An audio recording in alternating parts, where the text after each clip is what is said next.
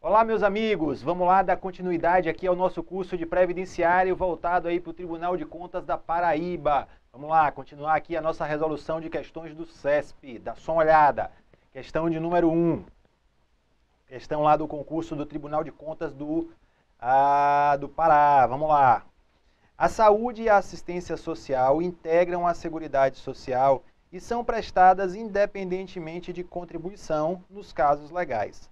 Já a Previdência Social apresenta caráter contributivo. Questão corretíssima, não vou me demorar, mas aqui, claro, está sendo explorado o quê? Aquele conceito de Seguridade Social, que está ali no artigo 194 da Constituição. Seguridade Social, você sabe, envolve os direitos, ali ações voltadas à garantia dos direitos relativos à saúde, à assistência social e à previdência social. E dentro da Seguridade, observe, a saúde e a assistência social são o quê? São não contributivas. Significa dizer que a prestação do serviço de saúde ou a recepção de um benefício assistencial não exige do beneficiário a comprovação do recolhimento prévio de qualquer tipo de contribuição. Beleza, galera? Então, questão bem simples, questão de número 1, ela está correta. Vamos lá. Questão de número 2. Considerando a legislação específica e as disposições da Constituição Federal de 1988 relativa à Seguridade Social, julgue o próximo item. O regime federativo orienta e formaliza a organização das instituições constitucionais no campo da Seguridade Social. Por isso, a implementação das políticas sociais depende da repartição dos poderes públicos. Vejam essa questão, vejam que também é uma questão do concurso do TCE Pará, o que nos mostra o quanto o CESP pode ser, digamos assim, contraditório, ou na mesma prova coloca uma questão extremamente simples, como foi a questão anterior, e uma questão já com um grau de dificuldade mais elevado. Vejam, essa questão, ela começa falando em regime federativo. Então, quando a gente vê aqui essa expressão regime federativo, isso nos remete aqui à União, Estados, municípios e DF, não é isso? Então, ela está falando da distribuição de competências em matéria de seguridade social aqui entre União, Estados, municípios e DF. Neste ponto, a nossa Constituição ela é um tanto quanto contraditória. Por quê? Porque no artigo 22, olha só, no artigo 22, lá no inciso 23, ela fala que Seguridade Social é uma matéria submetida à competência legislativa da União, tá certo? Competência privativa da União.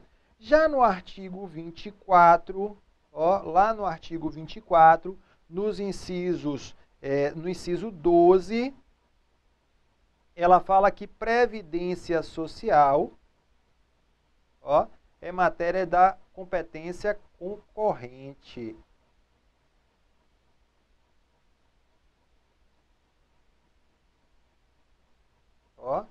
Competência concorrente. Isso, não apenas, no artigo 24, ela fala sobre Previdência Social, fala ali sobre saúde,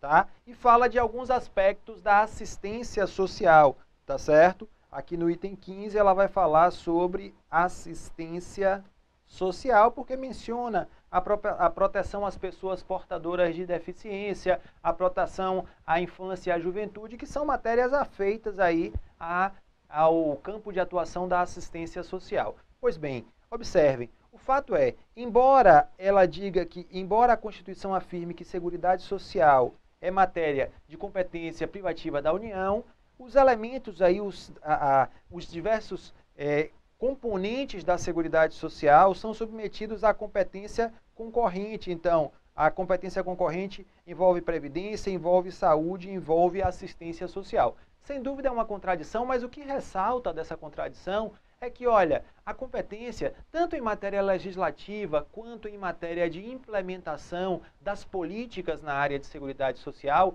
ela não fica concentrada na União. Ela é distribuída entre os diversos entes federativos. Perceba que na saúde, ora, temos uma atuação no plano federal, então temos o Ministério da Saúde, que desenvolve as suas políticas, que presta efetivamente serviços de saúde, assim como temos nos estados, assim como temos nos municípios. O mesmo ocorre em matéria previdenciária. A União é responsável pelo regime geral, mas a Constituição prevê a possibilidade de que estados e municípios instituam regimes próprios de previdência para os seus servidores. A assistência social também, claro, temos benefícios assistenciais oferecidos pela União, como é o caso do Bolsa Família, como é o caso do BPC-Loas, mas os estados e os municípios também desenvolvem ações de assistência social. O que se percebe, o que é que a gente pode retirar deste quadro? Ora, as competências, a implementação das políticas em matéria de seguridade social, ela é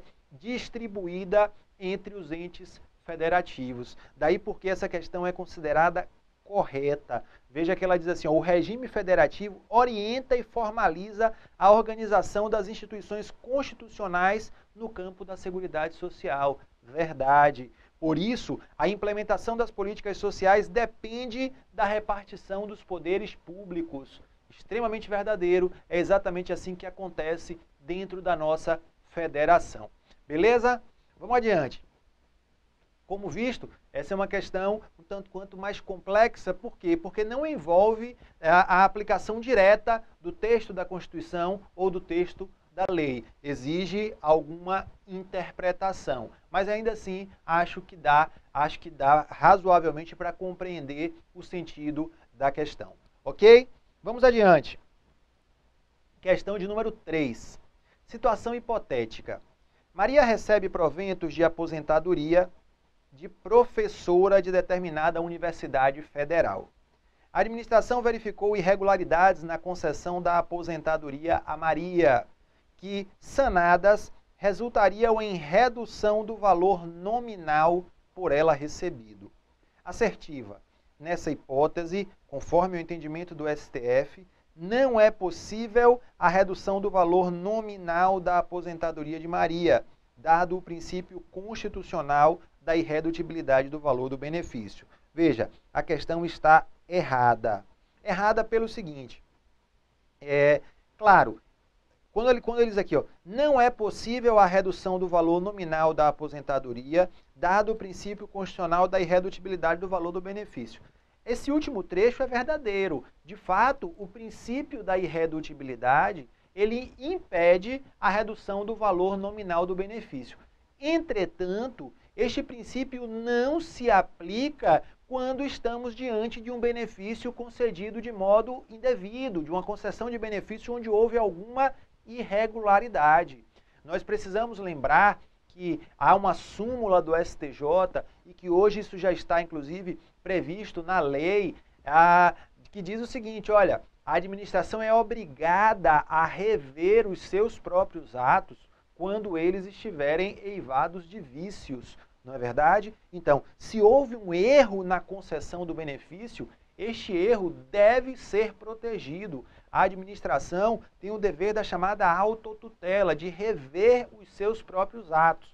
Óbvio, como deste ato decorreu um efeito favorável para o beneficiário, ele precisará ser notificado dessa mudança, dessa correção. Obviamente, ele deve ser aberto o contraditório para que ele possa defender a manutenção dos efeitos do ato, ok? Obviamente, há um prazo dentro do qual a administração pode fazer essa correção, porque depois de passado já muito tempo, haveria uma grande insegurança jurídica se a qualquer momento a administração pudesse fazer essa revisão. Então, a Lei 8.213 fixa aí o prazo de 10 anos. Depois de 10 anos, mesmo que tenha havido a concessão irregular, aquele valor se cristaliza, aquele valor se consolida em favor da segurança jurídica. Entretanto, a questão está errada, por quê? Porque o fato a existência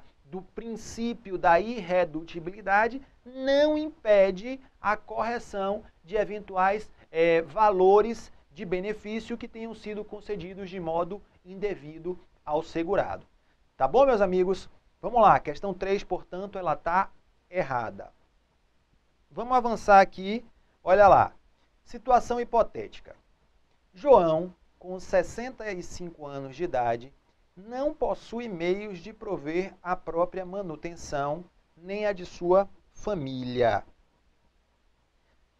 cuja renda mensal per capita é inferior, olha só, é inferior a 1/4 do salário mínimo. Assertiva. Nessa situação, João só pode requerer o benefício de prestação continuada previsto na LOAS se tiver contribuído para a Seguridade Social. Veja, questão bem simples, obviamente ela está errada, por quê? Porque o LOAS, o BPC LOAS, vamos lembrar, ele é um benefício assistencial. Olha só, é um benefício assistencial. E sendo assim, o recebimento do LOAS não exige a comprovação do recolhimento prévio de qualquer contribuição. Só para que você relembre, o BPC LOAS é aquela renda mensal de um salário mínimo que, segundo o artigo 203 da Constituição, deve ser paga ao idoso ou ao deficiente que não tenham renda própria, nem tenham condição de ter a sua manutenção provida pela sua família. Tá certo? Esse é o benefício, o BPC LOAS. Vamos em frente. Ó, e aí só a lei, né, o benefício assistencial, o BPC LOAS, ele está previsto no artigo 203 da Constituição, olha só, artigo 203 da Constituição, e ele foi disciplinado pela LOAS, né, a Lei Orgânica da Assistência Social, que é exatamente a Lei 8.742, lá do ano de 1993.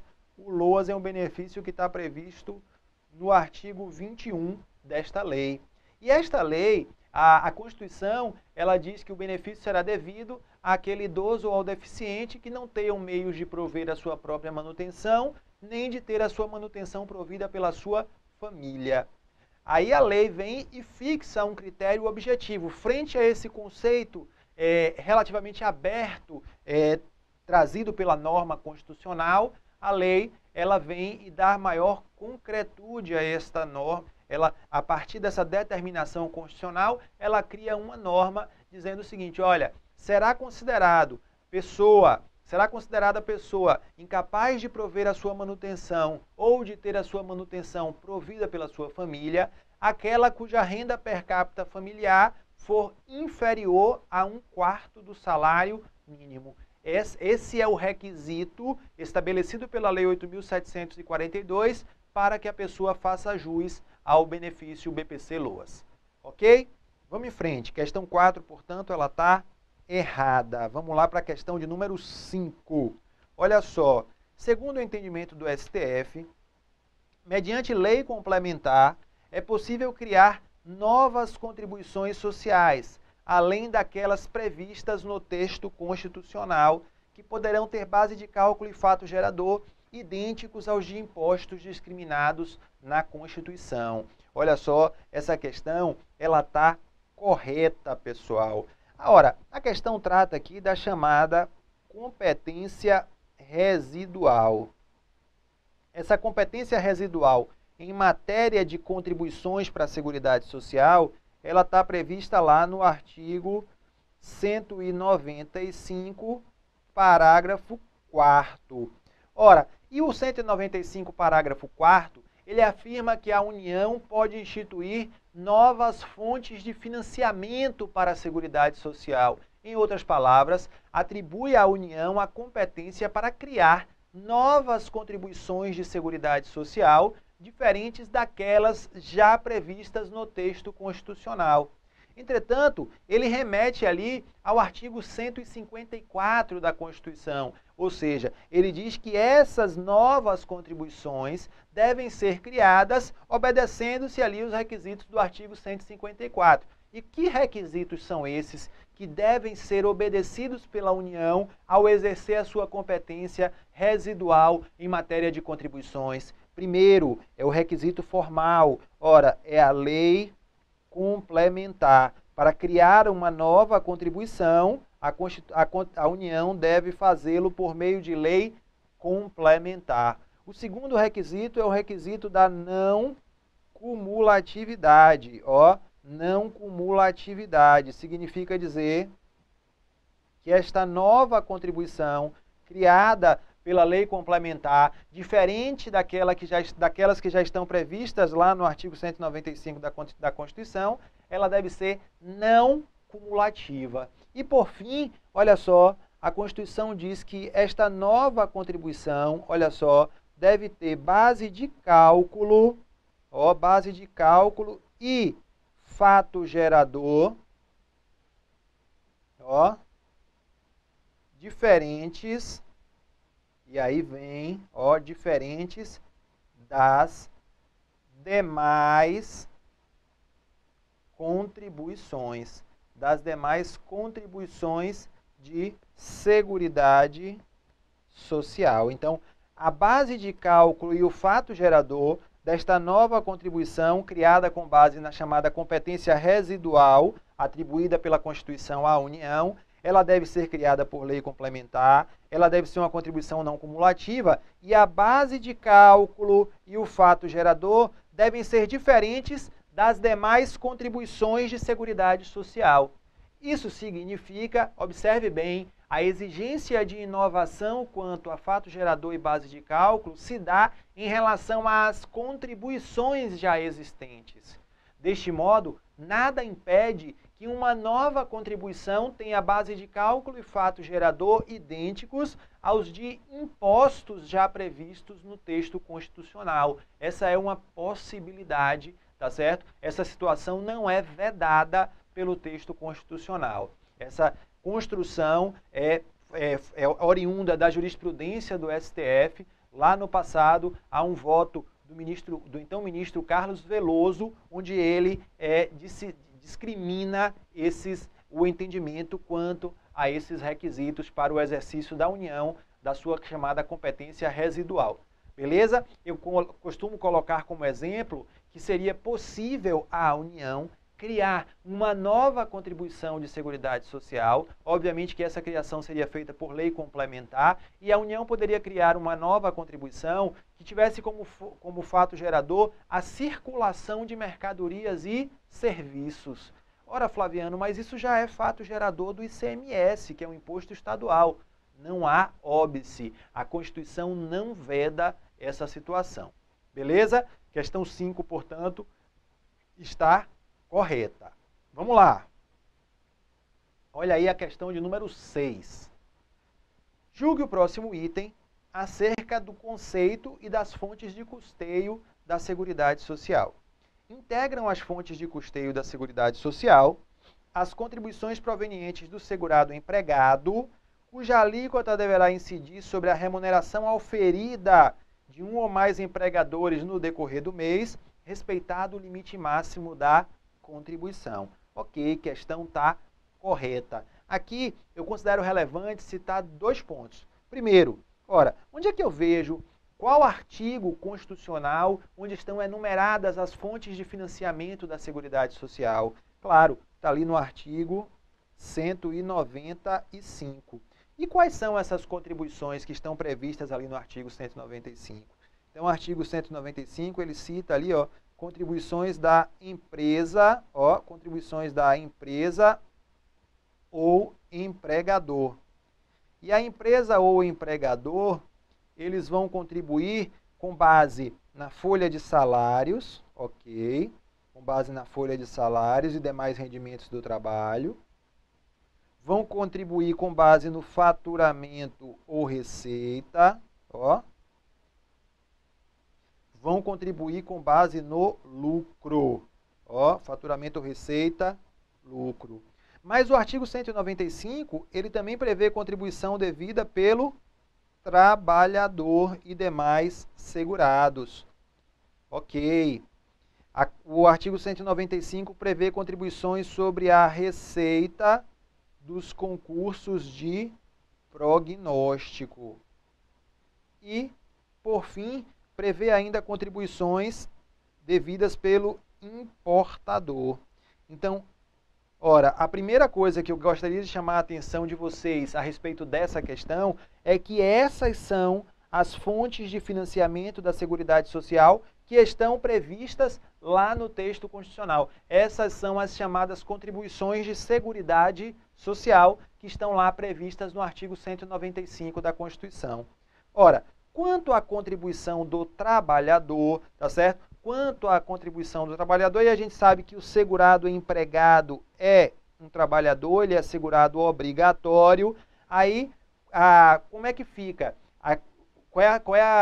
Digamos assim, qual é a observação que eu quero fazer? É que a contribuição devida pelo segurado empregado, ela incide sobre o salário de contribuição. Ó. E o que é o salário de contribuição do segurado? Ora, o salário de contribuição é nada mais, nada menos do que a remuneração, olha lá, é a remuneração, porém a remuneração submetida a limites.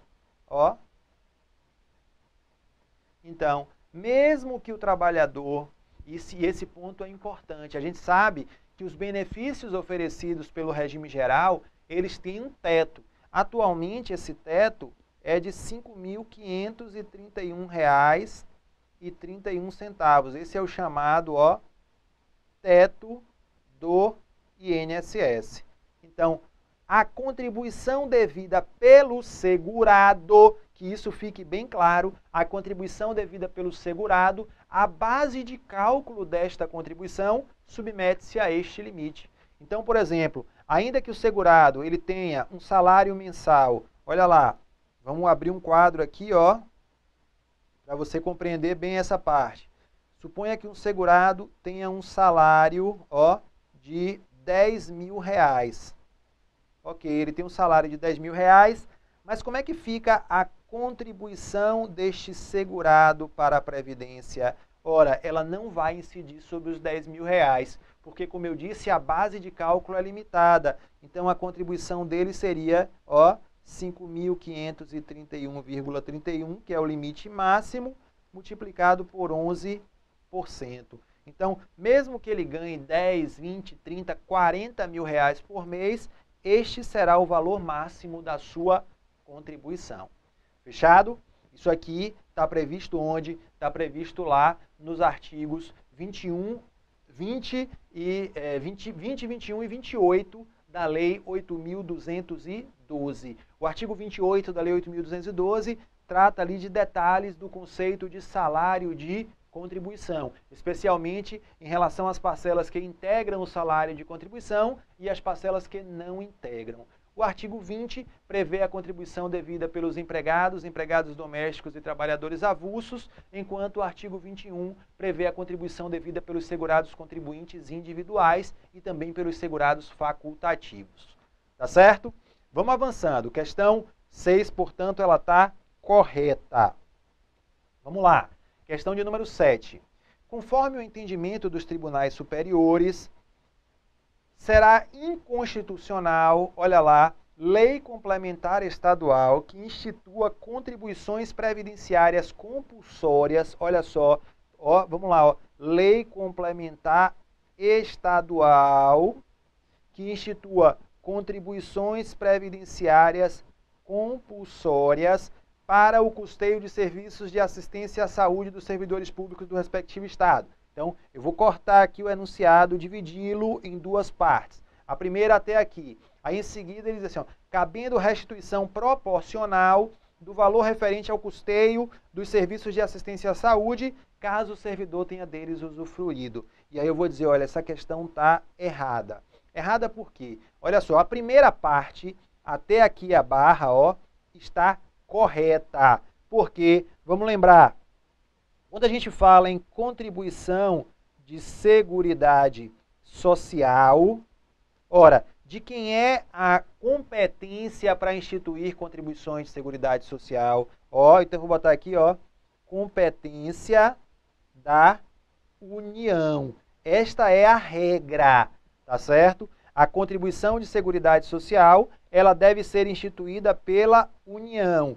Esta regra, entretanto, tem uma exceção.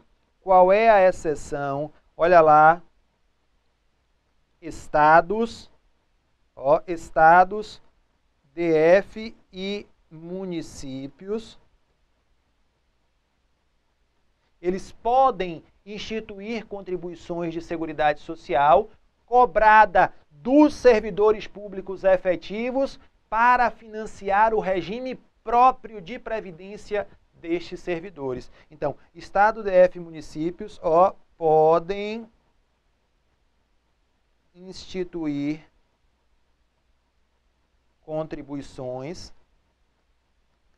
com um objetivo muito específico para financiar, ó, para financiar o regime próprio de previdência social dos seus servidores. Então, essa lei estadual que institui contribuições previdenciárias compulsórias para o custeio dos serviços de assistência à saúde, ela é realmente inconstitucional, porque a autorização constitucional é para que os estados, o DF e o município instituam contribuições para financiar o regime próprio de previdência. Então, essa primeira parte aqui da questão está correta. Mas a segunda parte tem um erro, porque ela diz assim, ó, cabendo restituição proporcional do valor referente ao custeio dos serviços de assistência à saúde, caso o servidor tenha deles usufruído. E aí, o STF já decidiu, está lá no tema 588 dos recursos repetitivos, o que é que o STF disse? Olha, o que é que o repetitivos, o que é que o STJ disse? Bem, é inconstitucional essa cobrança, tá certo.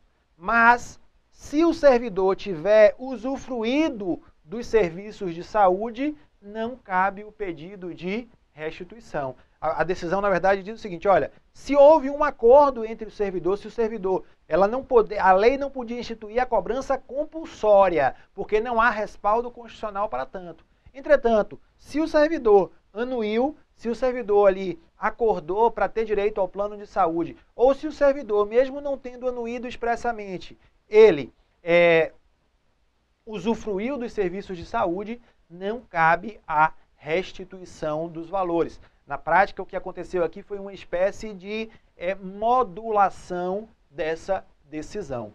Tá certo, meus amigos? Então, a questão está errada. Considero essa uma questão com um nível de dificuldade alto, porque envolve aí o conhecimento da jurisprudência do STF a respeito da matéria.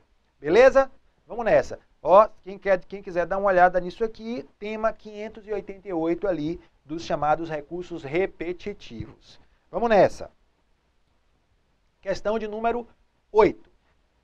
O STF reconhece a união homoafetiva como entidade familiar e, consequentemente, assegura ao companheiro da pessoa segurada a qualidade de dependente para fins previdenciários. Isso aqui está absolutamente correto, pessoal. Já há bastante tempo o STF reconhece a chamada união homoafetiva. Então hoje, se o segurado da Previdência Social falece, ele deixa a pensão para o seu companheiro. Se a segurada falece, deixa a pensão para a sua companheira. Beleza? É exatamente assim que o STF determinou.